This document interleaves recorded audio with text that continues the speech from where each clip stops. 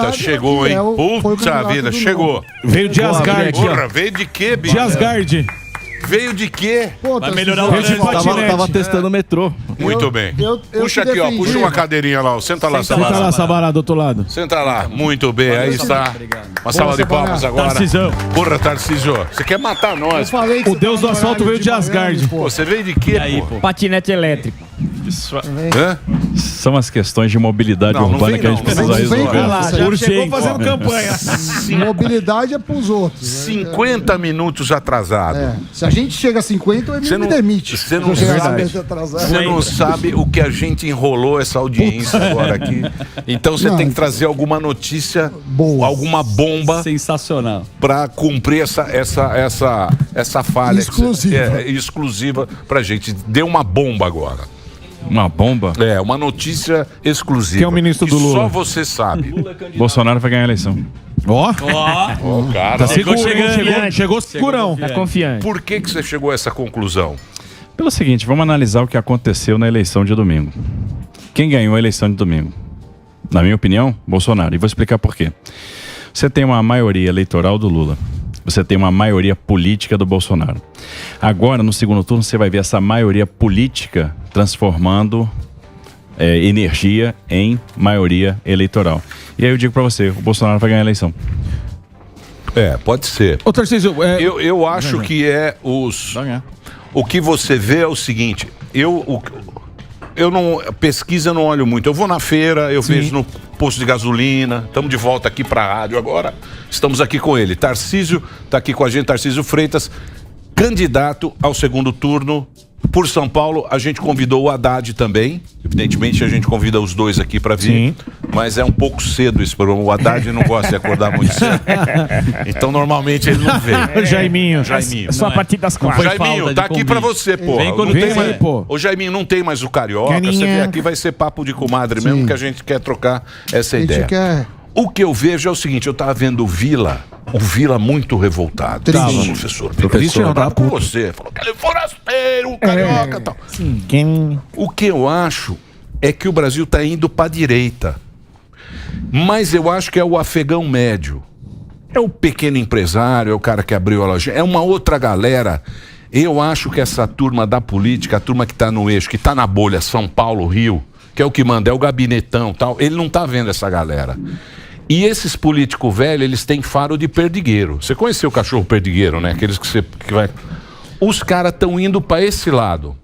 Pode ver que a turma tá indo para a direita, só os caras que já estão descartados, que já estão ali naquele esquema. Eu vejo desse lado. Agora, quem vai ganhar, eu não tenho a menor ideia, porque eu acho que tá pau a pau. Dia 30. É. Eu acho que tá pau a pau, mas observe, tenho uma leitura bastante otimista do que aconteceu. A gente viu o presidente fazendo aí, tendo uma votação expressiva no Senado Federal, fazendo vários senadores, fazendo a maioria do Senado. Hoje a maioria do Senado é de direita. A Constituição do Senado é uma Constituição que nos favorece. Eu vejo na Câmara dos Deputados da mesma forma, o partido do presidente fazendo 99 deputados, também uma grande maioria centro-direita, também nos favorece. E agora uma adesão muito ampla de governadores ao projeto do presidente Bolsonaro, que é um projeto de prosperidade, é um projeto pró-livre iniciativa, pró-business. Então eu tenho essa maioria política sendo constituída, que foi referendada nas urnas do domingo, e essa maioria política agora vai trabalhar. Essa maioria política vai reverter a maioria eleitoral que o Lula teve. Agora a gente vai ver gente tranquila, na rua, trabalhando em prol da eleição do presidente Bolsonaro. Governadores que foram eleitos no primeiro turno, né, que ficaram neutros no primeiro turno em função das suas candidaturas, agora vão poder declarar voto, partir para cima, mobilizar a militância. Então eu vejo que essa diferença vai cair e vai ser suplantada. Então eu estou muito confiante na vitória do Bolsonaro. Ô, Tarcísio, a questão de Minas Gerais, a gente viu que o Zema ele foi eleito no primeiro turno aí com uma alta vantagem, né? O que você acha que deve o pessoal de Minas Gerais não ter acompanhado esse lance para a direita e não ter votado igualmente, como votou no Zema, no Bolsonaro? E você acha que isso vai se reverter? Acho que vai. em alguma medida vai se reverter. Eu acho que a gente vai tirar bastante diferença lá. Eu vejo o Bolsonaro na frente no segundo turno em Minas Gerais. Para mim é o que vai acontecer. Minas Gerais é um recorte do Brasil, né? Porque são vários Brasis no mesmo estado. Então, se você pegar o Triângulo Mineiro é um Brasil, se você pegar o Vale do Jequitinhonha é outro Brasil. E no final das contas, acho que a entrada do governador agora, que é um governador muito bem avaliado, que teve uma votação expressiva, vencendo no primeiro turno, isso desmobiliza a estrutura de campanha do Lula em Minas Gerais. Por isso que eu vejo essa possibilidade de reversão. Você vai ter um governador que está cheio de moral, ganhou no primeiro turno, super bem avaliado, né? Todo mundo quer estar do lado dele. E é verdade. O Zema ficou mais bonito agora. Então, mobilizando aquele exército de prefeitos, aquela militância com uma estrutura que vai estar na rua. Então, eu vejo ali uma grande capacidade de reversão. Lá, Minas Gerais, com certeza, vai ter uma mudança forte aí. Tarcísio, uma das preocupações, pelo menos minhas como economista, é a educação. Educação, a gente tem uma questão que as escolas públicas não são boas, e quando a gente olha a proporção, a gente gasta relativamente muito em universidades, no seguinte sentido: quem está na USP, que é a administração do governo estadual, por isso minha pergunta, geralmente é filho de rico. Não é quem estudou nos colégios estaduais. Como que você vê? Você vai tentar privatizar a USP? Como que você vai fazer? Porque o orçamento não é infinito, você sabe melhor do que eu. E imagino que você deve ter alguma proposta, alguma mudança nessa área. Não vou. Eu acho que são patrimônios que nós temos. A universidade pública é importante. Nós temos 3 grandes universidades públicas aqui em São Paulo, fora a Univesp, né? Então, Unesp, USP, Unicamp são fundamentais e devem continuar públicas, né? Agora, eu vejo nessas universidades uma grande capacidade de geração de receita, porque ela também, por outro lado, tem grande capacidade de resolução de problemas, né? Por meio da ciência, por meio da tecnologia, por meio da parceria com a iniciativa privada, por meio das parcerias com o próprio Estado. Nós temos questões importantes para serem resolvidas e que a gente pode enfrentar com a própria universidade, né? Colocar esse talento da universidade para gerar conhecimento, para gerar pesquisa, para gerar tecnologia, para resolver os nossos problemas. E isso é uma fonte poderosa de geração de receita. Então, isso vai ajudar no financiamento, que vai se somar ao financiamento estatal e garantir a natureza pública da universidade. Deixa eu falar uma coisa para você. São Paulo é o estado mais rico, né? São Paulo é um puta estado. Você tem dinheiro lá, o que você tem de caixa. Que você vai? Qual é a primeira coisa que você vai fazer? Você chegou lá, entrou lá, sentou na cadeira, assumiu, aquela equipe, aquela assumiu. Governador, palácio bonito. Terninho. Palácio bonito. Isso. Dória deixou tudo meio... Sim, muito limpo. Muito limpo. Sim. Conceito aberto. Você falou, qual vai ser a primeira coisa que você vai... Vou resolver. Eu acho que isso é o principal de São Paulo. Eu acho que tem tantas coisas. Não, a primeira. Tem a primeira, pô. A primeira é resolver esse problema das pessoas em situação de rua. É a primeira questão que a gente tem que enfrentar, até porque isso tem repercussão com outras áreas, né, com outras políticas públicas.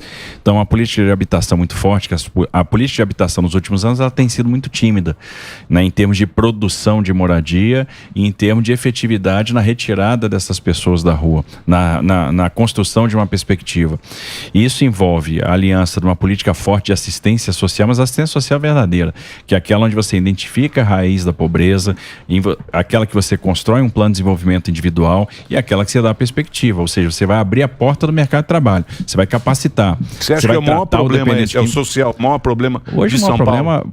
É o social. Porque você andou aí, né? Você andou nas vilas, você foi nas quebradas. Fui na Cracolândia, passei um dia inteiro lá. Você fez a campanha conhecendo. Você acha que esse é o maior problema de São Paulo? Para mim, o maior problema hoje é o social. É um estado muito rico, mas que se tornou muito desigual. Tem muita gente passando necessidade em São Paulo. Isso é incompatível com a riqueza desse estado. Então a gente precisa vir com política social de verdade, que é uma coisa que a gente quer mostrar.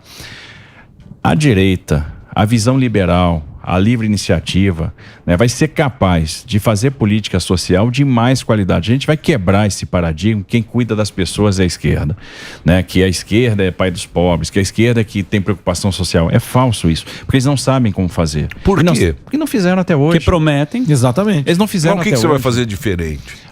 eu vou dar efetividade à política de assistência. E a política de assistência vai construir ponte para oportunidade. Essa é a grande diferença. Não é o assistencialismo pelo assistencialismo, é o resgate, é o assistencialismo emancipatório. Então, essa grande diferença de abordagem é a emancipação. Eu quero que aquela pessoa se desenvolva, eu quero que aquela pessoa se requalifique, eu quero revitalizar o centro e aquele morador de rua trabalhe naquele emprego que eu vou gerar a partir da revitalização do centro. Então, essa é a diferença de abordagem, é por isso que a gente vai ser efetivo e a esquerda nunca foi. Ô, Tarcísio, você citou a Cracolândia e eu cheguei aqui em São Paulo faz 3 anos aqui trabalhando no Pânico e veio aqui vereador, veio prefeito e todo mundo fala que ia resolver a questão da Cracolândia. Você citou a Cracolândia. Exato. Qual seria o projeto? Bom, aí vamos lá. A complexidade da Cracolândia é que você não resolve com uma política pública isolada. Eu vejo 5 ações para você resolver a questão da Cracolândia. A primeira a gente já abordou aqui, que é a assistência social de verdade, construindo ponte para oportunidade, recapacitando, requalificando as pessoas. A segunda é a saúde pública, fazendo a recuperação do dependente químico. E para isso você tem que aumentar a sua estrutura de triagem, tem que investir nas comunidades terapêuticas, né, tem que investir nesse tratamento qualificado para o dependente químico. A terceira é a política de segurança, para impedir o livre fluxo do traficante, a livre distribuição de drogas, né? Ele tem que ficar constrangido. Hoje ele opera sem nenhum tipo de constrangimento, né? A quarta é a política de habitação, porque ninguém tá indo para a rua para consumir droga. As pessoas estão consumindo droga porque estão na rua, estão sem teto. Teto é uma coisa importante. A gente precisa de um programa de moradia mais ousado e a gente tem muito instrumento para aumentar a produção de moradia. E o quinto é a que eu falo muito, estou batendo demais nisso, e foi o único candidato que bateu nisso com força, a revitalização do centro. O centro de São Paulo é maravilhoso. São Paulo é uma cidade de turismo de negócio, de turismo de comércio. A gente precisa revitalizar o centro, porque a revitalização do centro tem um poder de gerar muito emprego. E um dos projetos que a gente colocou é a da construção do Centro Administrativo de São Paulo na Princesa Isabel, transformando aquilo numa grande esplanada na Champs-Élysées paulista. Para quê? Trazer o poder para o centro. Quando você traz o poder, você está comunicando, né? Então isso é muito simbólico. Você trouxe o poder para o centro da cidade de São Paulo. Aí vem a segurança, aí vem o restaurante, aí vem o hotel, aí volta a circulação das pessoas, aí vem o terceiro turno no comércio, aí vem a contratação de mão de obra. Tarcísio, me fala uma coisa. Como é que você fazia lá? Porque você foi um cara, você já era do governo, você é técnico do governo, aí o Bolsonaro pegou você e falou, você vai ser meu ministro. Você já contou a história 300 mil vezes. Como é que você trabalhava lá com a sua turma? Você tem o quê? Você tem um comitê para ver como é que é o seu jeito de trabalhar? Você sabe que no meu gabinete eu tinha uma mesa de reunião e a mesa lá do ministro, a mesa de despacho. Eu sempre trabalhei na mesa de reunião, porque eu sempre trabalhei me comunicando. Eu passava a maior parte do tempo, 80% do meu tempo, me comunicando com os meus secretários, com o meu time, né, com o time jurídico, com o time de estruturação de projetos. Então chamava a equipe de estruturação. Vamos lá. Como é que está a estruturação desse projeto? Por que está assim? Por que a tarifa é nesse patamar? Por que não é mais baixo? Qual é o mecanismo que eu tenho para mitigar o risco de demanda? E a gente vai escrutinando aquilo, a gente vai debatendo, a gente vai construindo. Não, mas eu penso que a gente podia fazer isso aqui. A equipe me traz uma solução. Eu digo, isso aqui ainda não está bom. Vai para casa, então, volta e me traz uma solução diferente para isso. Então, mas essa solução que você deu, porque você não tinha muita grana, né? Você pegou pouco dinheiro para terminar as obras. Isso aí foi o quê? Foi a equipe ou você saiu da tua cabeça? Tudo foi construído em conjunto, né? Eu não sou esse cara criativo aí. Você diz execução. Agora, eu sei montar time.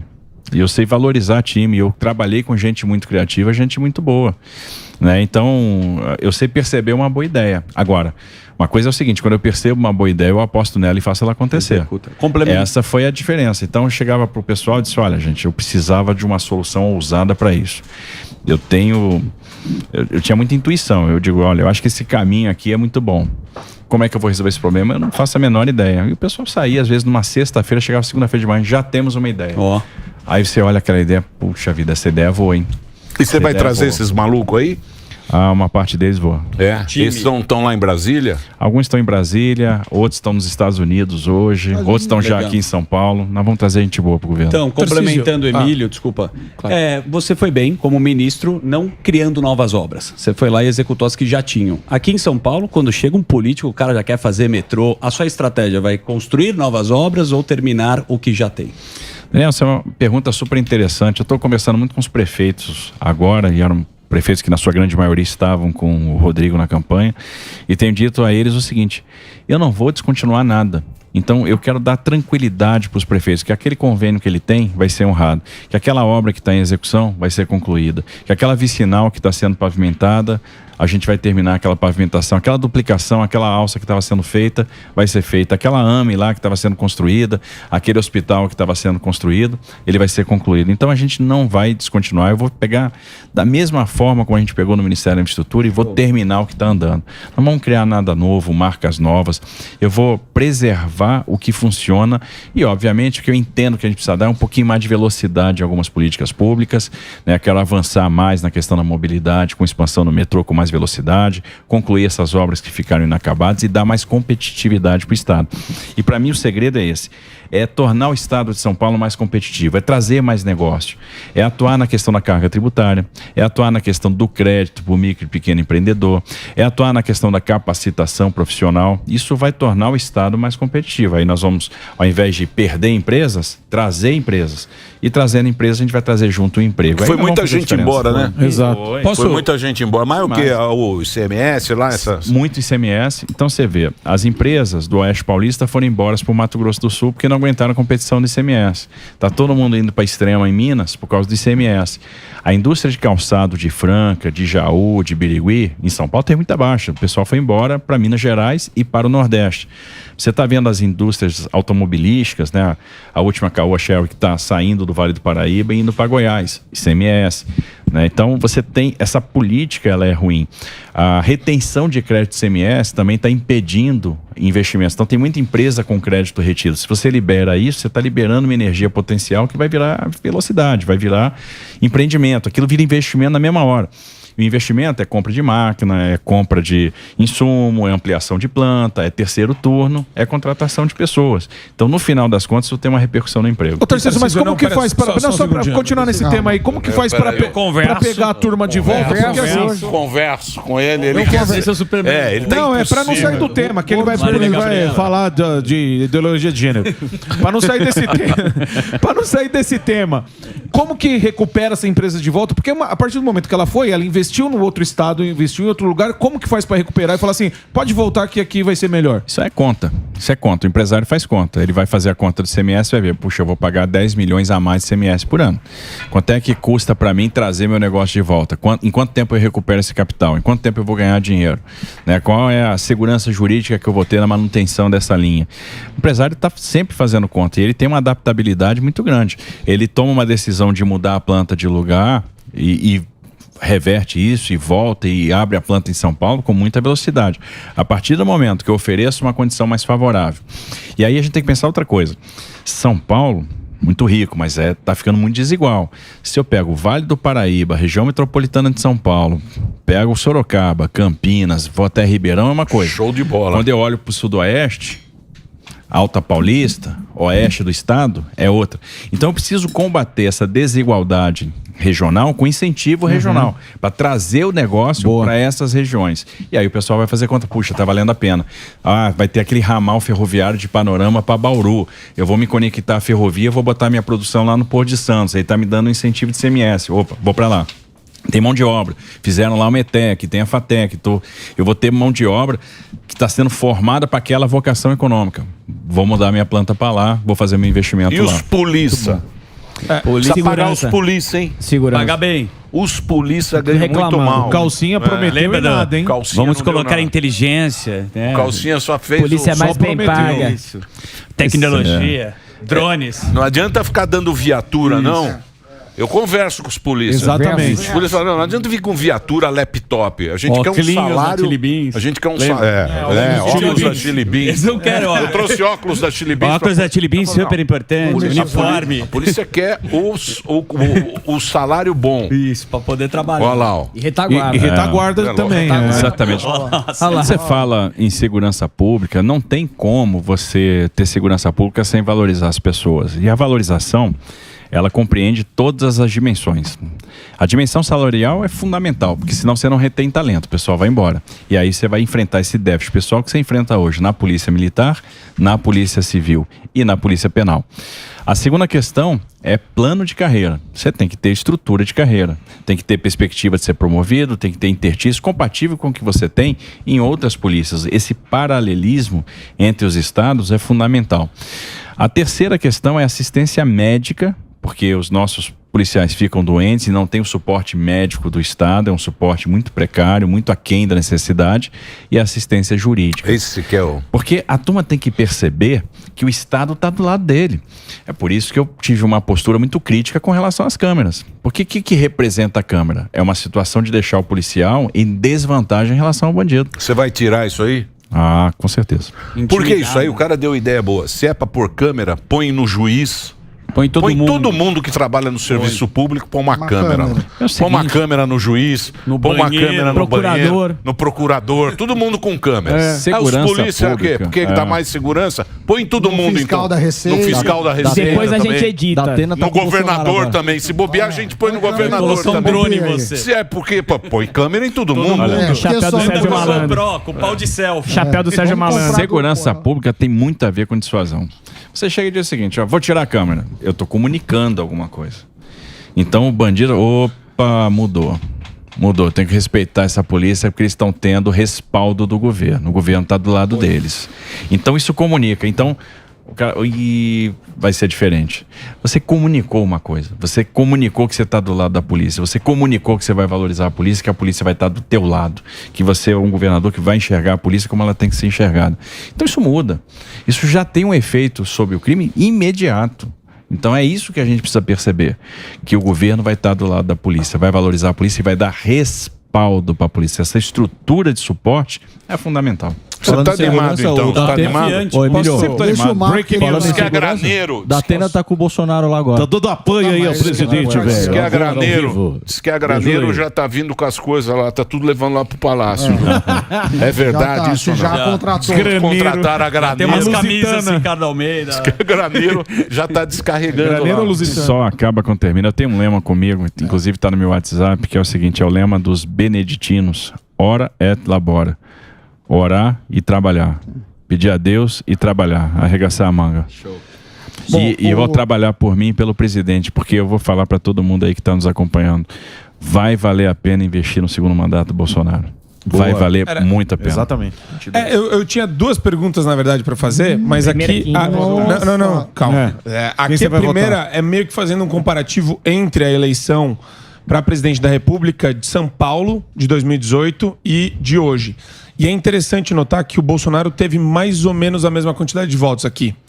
E o Lula, ele absorveu todos os votos que na eleição passada foram do Ciro, Geraldo, Amoedo, Cabo Daciolo, inclusive, Glória. Henrique Meirelles, Marina Silva e etc. Esse processo de captura dos votos de muita gente que está sendo enganada pela esquerda vai existir também na sua campanha agora para o governo do Estado? Porque a polarização parece que beneficiou mais o Lula nesse aspecto. Eu acho que a população ela foi enganada. Eu tenho um encantador de serpentes, né, que vende facilidade sem saber como. Eu fico impressionado. Não, a população vai ser mais feliz e todo mundo vai comer picanha. Tá bom, como? Você mostrou o caminho? Você sabe fazer? Porque lá atrás, quando o vento soprava a favor, quando a relação dívida-PIB era baixa, quando você tinha bull de commodities, você não mexeu nas alavancas do crescimento estrutural. E aí você condenou o Brasil a muitos anos de pobreza. Com uma cabeça velha, com um discurso superado, um discurso anti-business, um discurso estatizante, incompatível com a grandeza do Brasil, incompatível com as oportunidades que estão na nossa frente, com um Congresso que agora tem uma Constituição absolutamente desfavorável para a esquerda. Como que você vai gerar emprego? A pessoa vai para o discurso e diz o seguinte: eu vou gerar muito emprego, mas eu não sei como. E ele disse isso, eu não sei como. E as pessoas estão apostando nisso, que esse cara vai trazer felicidade. Não vai. A gente tem um caminho de prosperidade, porque nós enfrentamos tudo de ruim que nós podíamos enfrentar. Um desastre de Brumadinho, uma recessão brutal na Argentina, a crise do Covid, que é a maior crise que a nossa geração já enfrentou. Não teve nada parecido desde o pós-Segunda Guerra Mundial. A crise hídrica é a guerra da Ucrânia, e o Brasil hoje está crescendo. Está todo mundo já dizendo que a gente pode crescer 3,2% esse ano. Está gerando emprego, está gerando empresa, está gerando oportunidade, está sendo eficaz no combate à inflação. A inflação está caindo, vai terminar menor do que Estados Unidos, países da zona do euro, Reino Unido. Tem uma aliança com a prosperidade que está estabelecida, porque a gente aprovou o marco de saneamento, né, que aquela turma que passou deixou esquecida, né? 30 milhões de brasileiros sem água potável, 100 milhões de brasileiros sem coleta de tratamento de esgoto. Quem não tem esgoto não tem saúde, quem não tem esgoto não tem produtividade. Então a gente está mexendo nos fatores da produtividade. 167 leilões realizados, 900 bi de reais contratados, ou seja, o Brasil vai virar um grande canteiro de obra. Então as pessoas não podem ser enganadas. Essa verdade nós vamos mostrar, e aí nós estamos ampliando o nosso braço, porque agora aquela maioria política que se formou na eleição, ela vai trabalhar para transformar essa maioria política em maioria eleitoral. E a picanha? A picanha vai vir. Quero ver você fazer chover picanha. Vai só a primeira parte. Vai chegar só a primeira parte. Vai chegar só a primeira metade. Picanha de asfalto. O que eu ia te perguntar... O cara tá prometendo picanha, mas vai entregar colchão duro. Quem vai entregar picanha mesmo somos nós. É isso aí. Tarcísio, eu sou um economista ortodoxo. Professor ortodoxo, meu amor. E eu gosto... Você também é ortodoxo, meu amor. E aí, o que o economista ortodoxo gosta? De redução de imposto. Eu já quero te perguntar do IPVA se vai descer ou não. Porque deixar. E o segundo é aqui, ó. Todas as empresas estatais, estaduais. Então é uma porção aí. O que você pensa em privatizar ou fazer concessão? Porque você teve uma história disso. Porque eu entendo a preocupação com social, entendo momentos também da campanha, mas eu quero saber, assim, para o pessoal que é mais da turma da ortodoxia, o que você tem a falar? Vamos lá, Sam. Primeiro, eu acredito na redução de impostos e acredito que a redução de impostos pode gerar e deve gerar aumento de arrecadação. Sim. Né? Por liberar essa energia, por liberar investimento. Então, você reduz o ICMS. Você, por exemplo, reduz o ICMS sobre aquisição de bens de capital. Você está favorecendo investimento. A longo prazo do ICMS, a longo prazo de pagamento. A repercussão fiscal disso é nenhuma, porque você tem fluxo e aquele dinheiro vai entrar no exercício. Agora, você está dando um alívio financeiro importante para aquele pequeno comerciante, para aquele pequeno produtor, para aquele pequeno empreendedor. Então, são coisas possíveis, né? Reduz a alíquota, vai ser mais competitivo, trouxe negócio, vai ter mais empresa, está gerando investimento. IPVA. Bom, São Paulo não pode ter o IPVA mais caro do Brasil. Então, quando se aumentou o IPVA e a gente tem a alíquota mais cara hoje, você perdeu o emplacamento para Minas Gerais, perdeu o emplacamento para o Paraná. Então, vamos reduzir IPVA. Incentivo para o híbrido, que o híbrido é o futuro da indústria automobilística. É o carro movido a etanol e movido a eletricidade com a célula de combustível, produzindo hidrogênio a partir do etanol. Isso é o futuro da nossa indústria poderosa, a indústria da cana. Então, redução tributária é uma questão importante. E quando eu vejo a questão das empresas públicas, é lógico que eu sempre digo, vamos olhar com muito cuidado. Mas vamos pegar, por exemplo, um caso emblemático. Sabesp. O que todo mundo quer? Sabesp, CETESB. Todo mundo quer que, no final das contas, a gente universalize o saneamento. E para universalizar o saneamento, a gente precisa de investimento. A gente consegue agregar muito capital privado para isso? Consegue. Outra coisa, todo mundo quer que a gente reduza a tarifa. Claro. Veja o que você tem na Sabesp. Uma preciosidade, que são os contratos de concessão. Se você prorroga os contratos de concessão atrelado a uma operação de capitalização, eu coloco dinheiro para dentro da empresa. Quando eu coloco dinheiro para dentro da empresa, eu posso canalizar esse dinheiro para redução de tarifa. É o modelo da Eletrobras. A venda da Eletrobras vai injetar 32 bilhões na conta de desenvolvimento energético. Então a gente está privatizando a empresa, trazendo governança, trazendo investimento e reduzindo tarifa. É o que todo mundo quer. E fazendo as contas, a gente consegue, num movimento desse, antecipar a universalização da prestação de serviço do saneamento em 5 anos. Aí você vai ter despoluição do Tietê. Aí você vai ter despoluição do Pinheiros. Porque se você trabalha com o custo operacional da empresa acima do custo regulatório, o acionista está perdendo valor. É ortodoxo. Deixa eu falar uma coisa pra você, Maravilhoso. Tarcísio. O que os caras podem esperar? Porque você é um cara assim, você é técnico. Sim. Né? Especialista. Você fica falando dos números, tá? A gente não Isso, a entende. gente gosta, muito. eu gosto. Mas Não, ele fala- você mas- gosta porque você é economista e é Isso é chato. chato, também. pra caralho. Mas ele fala do jeito que eu dá pra gosto. entender o que ele tá falando. Não, é Não é que nem o chato, circo é vai chato. jogando Repare bem. os É números. chato. A gente É vai uma no conta que Ciro. fecha. 5 bilhões com 3 bilhões dá 3 dar bilhões, bilhão, 5 meu bilhões, irmão. encantador de CP. Ele Pessoal, fala que dá pra entender. Fica confuso. O político, você sabe que ele gosta de engabelar o povo. Sim. E tem aquele negócio que os caras chamam de do cara que ele é carismático. Isso. Ele tem carisma. Carisma. Você é um cara que vem do gabinete. Sim. Você estava lá no gabinete, você estava trabalhando. no computador, E você entendeu? foi um cara que teve moral. Assim, se você pegar você, a Tereza Cristina, o Paulo Guedes, que teve aqui também, que também é um cara engraçado. O né? astronauta. O astronauta e tal. Você tá agora, governador de São Paulo, que, pô, a gente só teve o quê? O Calcinha, que também falava bem. PSDB, É verdade. Meio show de televisão. Teve o Geraldo Preciso. Alckmin, que é da velha guarda, tal, não sei o quê. E você é um técnico. O que a gente pode esperar? Porque você não é um cara muito de engabelar, né? Você dá os números. O que a gente pode esperar de você aí nesses 4 anos? Ou você vai entrar na política, vai começar a dar um Comer guerre-guerre, pastelzinho. Black Label. Olha só, Olha só. eu não sou tão político assim, nem tão técnico assim, ou não sou de gabinete assim, sei lá, não sei nem me definir. Lógico que é, pô. Eu passei a minha vida toda no campo, na obra, né, tentando bolar a solução para aquela obra acontecer, para acabar no prazo, dentro do cronograma, com peão, dormir na rede. A obra do gasoduto Guari Manaus, por exemplo, passei 1 ano na selva. Dormia no barco, na rede, junto com meus soldados, com 180 homens que eu tinha naquela obra. E fazendo um esforço danado para acabar a obra dentro do cronograma. Acabar uma obra 3 meses antes do prazo, etc. Um sucesso, bacana pra caramba, aprendi muito naquela experiência do campo. Fui para a missão de paz do Haiti. Dormia no container com soldado. Então, eu tenho uma vida de trecho, uma vida de campo. O que a gente pode esperar?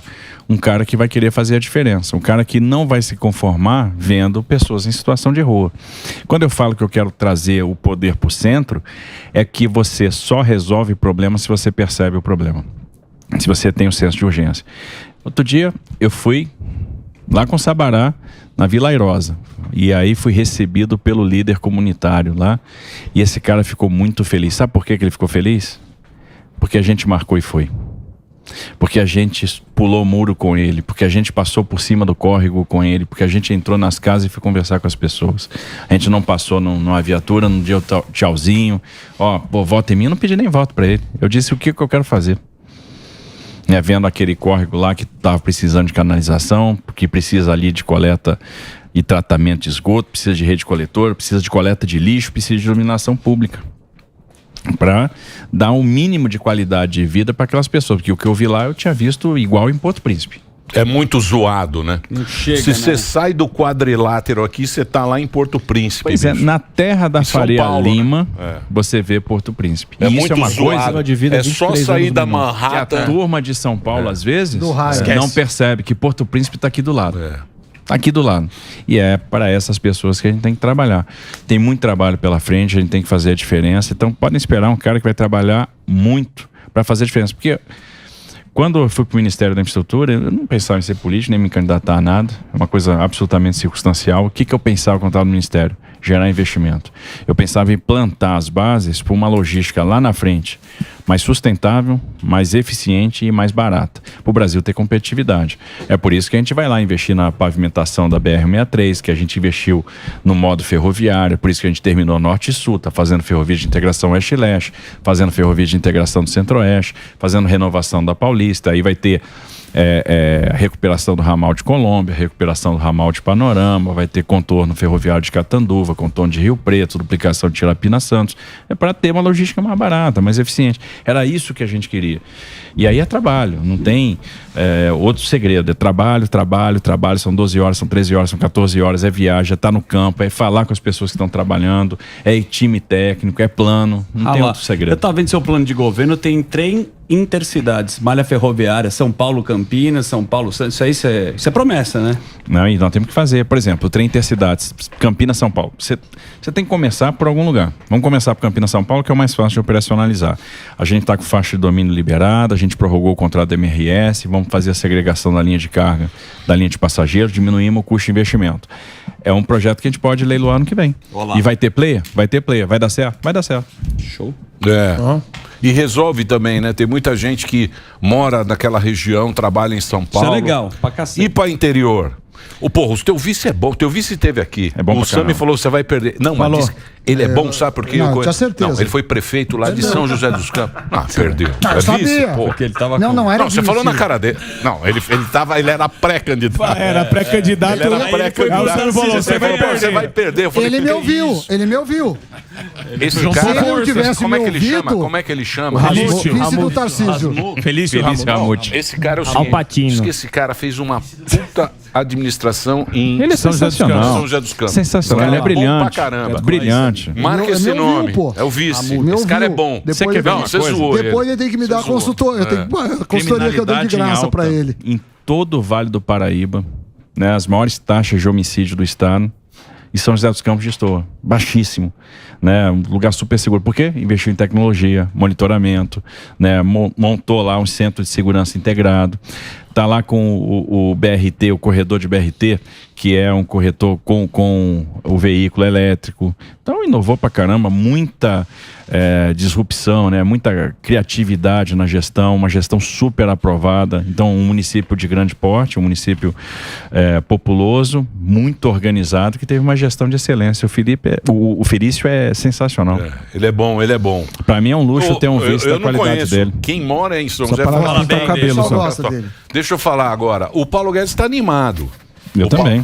O Paulo Guedes, ele falou, cara, os caras vêm com dinheiro, aqui pro Brasil, que o mundo tá meio zoado, né? Não tem muito pra onde Não ir. tem muito pra onde ir. Ele E falou, tamo bem. ele falou, é a oportunidade agora do Brasil Agora- dar uma vai. arrancada. É por isso que a gente não pode dar o cavalo de pau, puxar o freio de mão. Não tem espaço para PT no Brasil, pelo amor de Deus. Porque aí o emprego não vai vir, aí esse dinheiro não vai vir. A gente vai dar a marcha ré, não pode dar marcha ré, a gente está com tudo prontinho para encontrar prosperidade, para crescer de forma consistente. E aí eu tô vendo que a sociedade começou a perceber isso.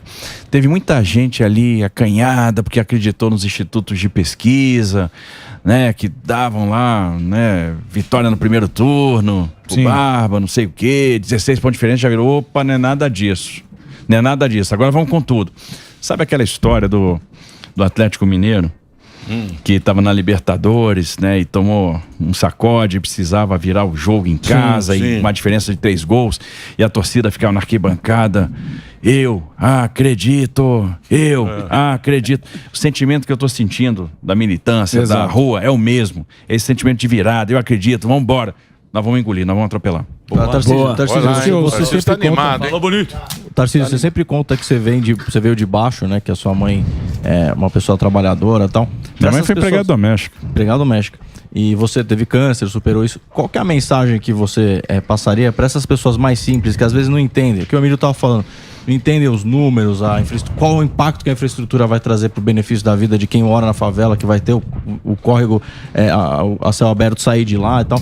A mensagem para a gente virar esse voto pro Bolsonaro e, obviamente, acachapar a sua vitória aqui em São Paulo. A mensagem é que a gente não pode embarcar no discurso fácil, no discurso simples, naquele discurso de quem está vendendo facilidade, mas quem não sabe como, de quem já passou e não fez.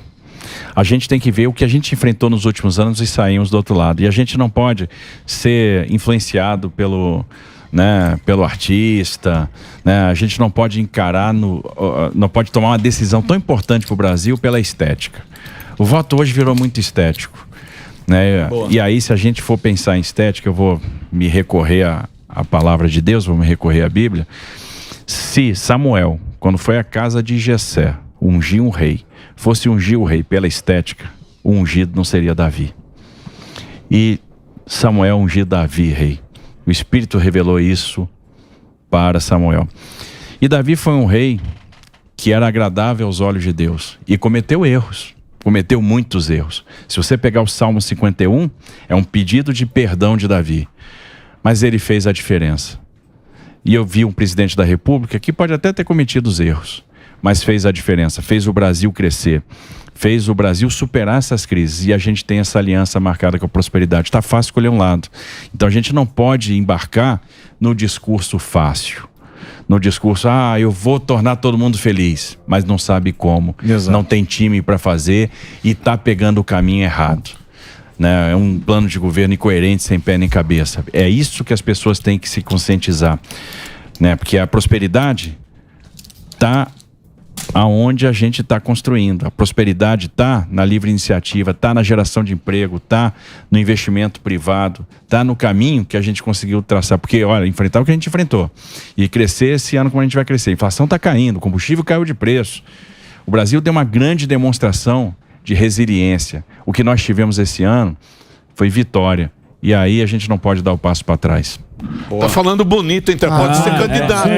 Por que você não se Pode ser, será? Vai que Não dá pra ser? Dá pra ser. Falou bonito agora. bonito e confiante. Tem futuro. Falou bonito. Bonito e confiante. Até me arrepiou aqui. sabe Ó. o que fala. Deu uma arrepiadinha.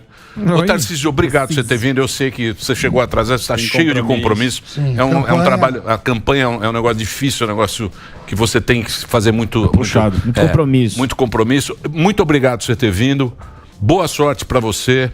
Olha, eu que agradeço. Assim, tem um negócio aqui no Pânico que é o seguinte: o ambiente aqui é muito leve, é muito gostoso. Então, eu fico sempre muito feliz de vir aqui.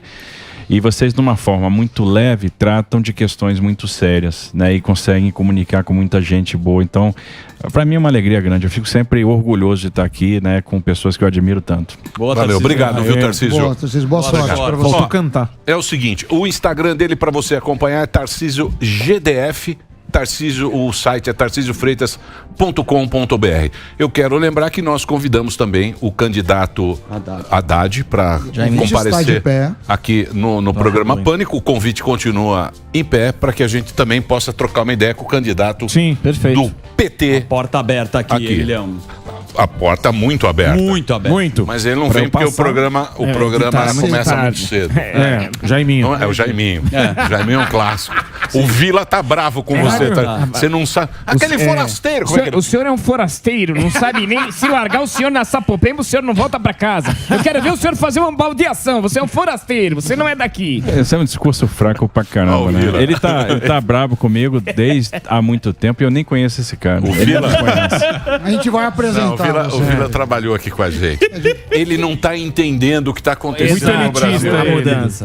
O Vila está muito elitista. Muito elitista, olhando de cima pra baixo. Tá demais. Ele falou, aquele é São Paulo. São Paulo é do Vila Lobos, não é do funk. O Zé Serra que trouxe o medicamento. Eu fui candidato, não fui votado porque o Tiririca roubou meu lugar. Ele perdeu pro Tiririca.